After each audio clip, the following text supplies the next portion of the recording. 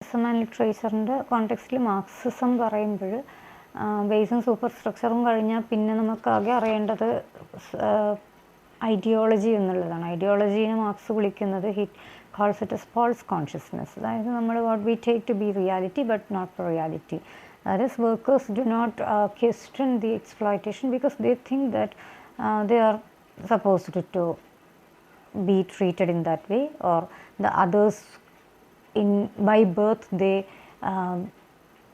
deserve some kind of light existence or respect on the part of others like us. That is, we are good for nothing, they treat us like that, we never thought the reverse. അപ്പോൾ അങ്ങനെ ഒരു reverse തിങ്കിങ്ങിനുള്ള chance കൊടുക്കാത്തൊരു സംഭവമാണ് ഈ ideology. നമ്മൾ വിചാരിക്കും ഇതാണ് സത്യം, ഇതാണ് റിയാലിറ്റി എന്ന്, പക്ഷേങ്കിൽ അതല്ല എന്ന് ഒരു വ്യക്തികൾക്ക് മനസ്സിലാക്കാനുള്ള, അല്ലെങ്കിൽ ആൾക്കാർ എക്സ്പ്ലോയിറ്റഡ് ആവുന്ന ക്ലാസ്സിന് അത് മനസ്സിലാക്കാനുള്ള ഒരു പ്രൊവിഷനും എവിടെയും കിട്ടുന്നില്ല.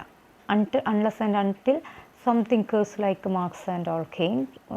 അങ്ങനെ അവർ പറയുവാണ്, നിങ്ങൾക്ക് ഇനി നഷ്ടപ്പെടാൻ ചങ്ങലയല്ലേ ഉള്ളൂ, പിന്നെ നിങ്ങൾ എന്തിനാണ് വറീഡ് അബൌട്ട് റെവല്യൂഷൻ.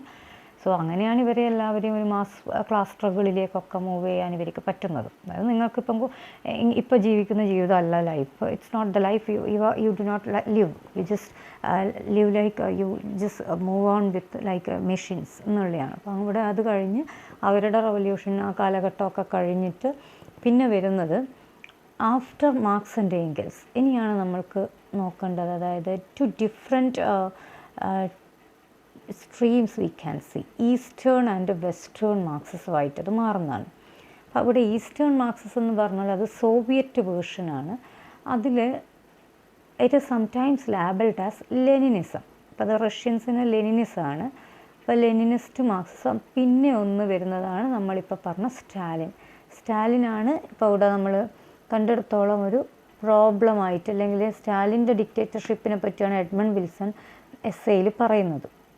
അപ്പോൾ അതിൻ്റെ റീസൺ എന്ന് പറയുന്നതിന് ultimate power to the party, it is in the party. അപ്പോൾ അതുകൊണ്ട് തന്നെ പാർട്ടിക്ക് എഗെയിൻസ്റ്റ് എന്ത് പറഞ്ഞാൽ, ആര് പറഞ്ഞാൽ അവരെ രാജ്യദ്രോഹികളായിട്ട് മുദ്രകുത്തുകയും അവരെ ആ രീതിയിൽ ഉന്മൂലനം ചെയ്യുക, അതൊക്കെയാണ് ഇവരുടെ രീതികളായിരുന്നു. അപ്പോൾ അതുകൊണ്ടാണ് Stalin was taken as or seen or he showed himself to be the ultimate dictator kind of a ruler. എന്ത് മാർക്സിസത്തിൻ്റെ ബേസിസിലായാലും ലെനിനേക്കാളും, ആ സോവിയറ്റ് വേർഷനിലാണ് ലെനിനും സ്റ്റാലിനും വരുന്നതെങ്കിലും, ഈസ്റ്റേൺ വേർഷനിലാണെങ്കിലും Stalin was somewhat kind of a dictator. പിന്നെ വെസ്റ്റേൺ എന്ന് പറയുന്നത് യൂറോപ്പിലെ വെസ്റ്റേൺ, അതിൽ വരുന്നത് കൾച്ചറൽ മാർക്സിസമാണ്. അവിടെ കൾച്ചറൽ മാർക്സിസത്തിൽ നമുക്ക് മെയിനായിട്ടും ലൂക്കാച്ചിനെയും ഗ്രാംഷിനെയും പറയാൻ പറ്റും. പിന്നെ ഫ്രാങ്ക്ഫർട്ട് സ്കൂൾ മെമ്പേഴ്സായിട്ടുള്ള ഒരു 6ഓളം ആൾക്കാരും ഈ വെസ്റ്റേൺ ടൈപ്പിലാണ്. അതായത് അവർ കൾച്ചറൽ മാർക്സിസമാണ് എന്ന് പറയുമ്പോൾ ഒബ്വിയസ്ലി കൂടുതലായിട്ടും ലിറ്ററേച്ചറും ഡിസ്കഷനും ഒക്കെ അതിൽ നിന്നാണ് വരിക. അപ്പോൾ അതിൽ ഫ്രാങ്ക്ഫർട്ട് മെമ്പേഴ്സിനെ ഒന്ന് ലിസ്റ്റ് ഔട്ട് ചെയ്യാണ്. Max Horkheimer, Theodor Adorno, Walter Benjamin, Herbert Marcuse, then Bertolt Brecht, Habermas. ഇത്രയും 6 ആൾക്കാരെയാണ് പറഞ്ഞത്. അപ്പോൾ അവർ അതിലേക്കുണ്ടാവും. പക്ഷേ അന്നത്തെ ഏറ്റവും മേജർ ഫിഗേഴ്സ് ഫ്രം ഫ്രാങ്ക്ഫർട്ടാണ് ഇവർ. അപ്പോൾ അതുപോലെ തന്നെ പിന്നീട് നമുക്ക് ലേറ്റർ വേറെയും മാർക്സിസ്റ്റ് സ്കൂൾസ്, അതായത് ഫ്രഞ്ച് ട്രഡീഷനിൽ നമ്മൾക്ക് ലൂയി ആൽത്യൂസറിനെയും അതുപോലെ പിന്നെ Pierre Macherey, Terry Eagleton, Eric Hobsbawm, ഇവരെയൊക്കെ ഫ്രഞ്ച് ട്രഡീഷനിൽ നമ്മൾക്ക് കാണാൻ വേണ്ടിയിട്ട് പറ്റും. പിന്നെ അതുപോലെ റോസ അലക്സൻബർഗ്, ഇവരൊക്കെ പിന്നെ അങ്ങനെ ഇവരും ഉണ്ട്. ഫ്രഞ്ച് ട്രഡീഷൻ വേറെ തന്നെ പറയുന്നുണ്ടെങ്കിലും ഫ്രാങ്ക്ഫർട്ടിനെയും അതുപോലെ ലൂക്കാച്ച് ഗ്രാംഷി, അവരെ ഈ വെസ്റ്റേണിൽ ആദ്യം നമ്മൾ പറയുന്നത് ലൂക്കാച്ച് ഗ്രാംഷിയും ഫ്രാങ്ക്ഫർട്ട് മെമ്പേഴ്സിന്. അത് കൾച്ചർ ആസ് എ ഹോൾ അത് കൾച്ചറൽ മാർക്സിസം ആണെന്ന് ഓർമ്മിക്കുക.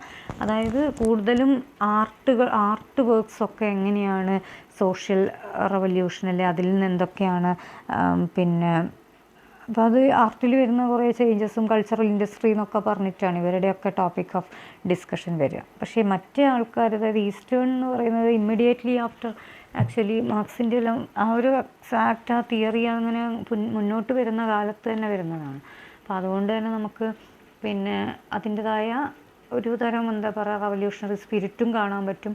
അതുപോലെ പാർട്ടിയോടുള്ള ഒരു ഓവറായിട്ടുള്ള അല്ലെങ്കിൽ പാർട്ടി പൊളിറ്റിക്സ് എന്ന് മാത്രം, അപ്പാർട്ട് ഫ്രം ദാറ്റ് അതിനെതിരെയുള്ള എല്ലാവരെയും കൊന്നൊടുക്കാൻ പോലും ആ രീതിയിൽ. ഇപ്പോൾ ട്രോട്സ്കിയൊക്കെ അങ്ങനെ പിന്നെ ഒരു തരത്തിൽ തിരോധാനപ്പെട്ട ഒരാളാണ്. അത് എന്താ പറ്റിയെന്ന് പോലും അറിയാത്ത രീതിയിൽ. But he was talking against some of the points, some of the methods adopted by Stalin. അപ്പോൾ ഇതിൻ്റെ ഒരു പ്രശ്നം നമ്മൾക്കവിടെ കാണാൻ പറ്റും. അവരുടെ ഒരു സ്റ്റാൻഡിൽ നമുക്കത് കാണാൻ പറ്റും. അപ്പോൾ അത് എങ്ങനെയാണ് ആർട്ട് ഡീൽ ചെയ്യുന്നതിൽ സ്റ്റാലിൻ്റെ കാലഘട്ടത്തിൽ, അത് തന്നെയാണ് ശരിക്കും ഇവിടെ പറയാൻ പോകുന്നത്. ശരിക്കും പറഞ്ഞാൽ ഈ 3-4 ആൾക്കാരെ ഇവരിപ്പോൾ എല്ലാ ക്രിട്ടിക്സിനെയും എഡ്മണ്ട് വിൽസൺ പരിശോധിക്കുന്നില്ലെങ്കിലും മെയിനായിട്ടുള്ള മാർക്സും എംഗൽസും വരുന്നുണ്ട്. അതുപോലെ ലെനിൻ ട്രോട്സ്കിയെയും പറയും. എന്നിട്ട് പിന്നീടാണ് നമുക്ക് ലെനിനെ പറ്റി എന്താണ് അവരുടെ നിന്നൊക്കെ വലിയ വ്യത്യാസമുള്ള ഒരു സ്റ്റാൻഡ് ലെനിൻ എടുത്തതെന്നും അതെത്രമാത്രം ആർട്ടിനെ ഇമ്പാക്റ്റ്, അത് ആർട്ടിന് നെഗറ്റീവ് ഇമ്പാക്റ്റ്, അത് ആർട്ട് ഡീൽ ചെയ്യുന്നതും ആർട്ടിസ്റ്റുകൾ ഡീൽ ചെയ്യുന്നതുമായ രീതികളിൽ അവർക്ക് കൊടുത്ത പ്രൊവിഷൻസിൽ വരുന്ന പ്രശ്നങ്ങൾ, അല്ല അവരുടെ മേലെ ഇമ്പോസ്ഡ് ആവുന്ന റെസ്ട്രിക്ഷൻസ്, അത് ആർട്ടിൻ്റെ ക്വാളിറ്റീനെ എങ്ങനെ ബാധിക്കും, ഇങ്ങനെയുള്ള കാര്യങ്ങളെല്ലാം എഡ്മണ്ട് വിൽസൺ ഡീറ്റെയിൽ ആയിട്ട് പരിശോധിക്കുന്നുണ്ട്. അപ്പോൾ ഇവർ ഇതിൽ തന്നെ മാർക്സിസ്റ്റ് ആയതിനെ കൊണ്ടുള്ള പ്രശ്നമല്ല എന്ന് കാണിക്കാനാണ് ആദ്യമുള്ള മാർക്സിസ്റ്റുകൾ അല്ലെങ്കിൽ മാർക്സിസ്റ്റ് തിങ്കേഴ്സ് അവർ പോലും അത്രയൊന്നും ആർട്ടിനെ ഒരു വെപ്പണായിട്ടോ, ഏറ്റവും കൂടുതൽ റവല്യൂഷൻ ആവശ്യമുള്ള സമയവും ഏറ്റവും ഇൻഫ്ലുവൻസ് ചെയ്യാൻ പറ്റിയ മീഡിയവും ആർട്ടാണ്. പക്ഷെ അന്നും Marx Engels also they all stayed away from doing that. But this person, Stalin as a dictator, he tried to use it as a weapon. അപ്പോൾ അതിനുള്ള ഒരു ക്രിട്ടിക്കും കൂടിയാണ് ഈ എസ്സേ എന്ന് ഓർമ്മിക്കുക. പിന്നെ ഇനി ഇത്രയും മാർക്സിസത്തിൻ്റെ ഒരുപാട് അത് ട്രേസ് ചെയ്യാൻ ഒരുപാടുള്ളൊരു തിയറിയാണ്. പക്ഷേ നമുക്ക് ഏറ്റവും urgently for dealing with the essay or for having a very thorough or very clear understanding of the essay, this much details are only enough on the part in the case of Marxian theory. ഇത്രയും ആൾക്കാർ അവരുടെ ഒരു എങ്ങനെയാണ് അവരേത് സെക്റ്റിൽ belong ചെയ്യുന്ന set of ഏത് area, അതുപോലെ അവരുടെ കാലഘട്ടം, ഇതൊക്കെ അറിഞ്ഞു കഴിഞ്ഞാലും അവരുടെ സ്റ്റാൻഡ് അറിഞ്ഞു കഴിഞ്ഞാൽ ഈ എസ്സേ നമുക്ക് പഠിക്കാൻ വേണ്ടി പറ്റും.